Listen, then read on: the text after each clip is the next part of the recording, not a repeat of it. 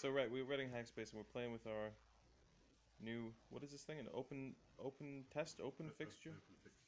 OpenFixture. Open fixture, OpenSCAD from KiCad to PCB test jig thingy, and it's really cool. I'm really super pleased with it. I really like the concept. There's a few things that could be sort of improved about it. One of them is that instead of having, I mean, yeah, open source hardware is awesome, but instead of having the open source hardware logo there, you could have some clip or something for some cable management to keep. I mean, because there's going to be cables coming from here to keep those cables, secure. With the hinging action of this going up and down all the time on a production board sort of thing, they'll break eventually for sure. Another thing is that it doesn't open all the way, and when it doesn't open, it's a bit wungy, and you feel that there's something flexing. And I think it's this back piece of plastic, this stand-up bit here, hitting against this vertical piece here that prevents it from opening all the way. With as many pins as we've got in it at the moment, it would also benefit from another clip on the other side here, but that's easy enough. There's a spot for it, and we can just cut one and put it in. It's okay. It's just not included on the original cut list. Also, it's very strange. These nuts here, they're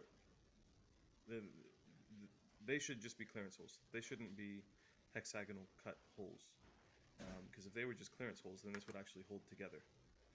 And there's room for, in the assembly, there's room for an M3 nut to hide out underneath there. And so it would be much better for this to actually be sandwiched together, because we had to super glue these in. The only way that it would have maybe theoretically held together is by the friction of the nut inside the hexagonal hole here, but that just, I don't know, doesn't make sense.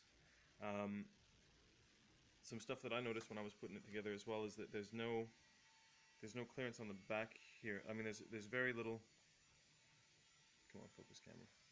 Like at the end of the screws, in a lot of places, there's very little clearance between the tip of the screw and the plastic, so you couldn't use an arbitrary length of screw in those locations. You have to get the right length of screw, which is, fine, whatever, no big deal.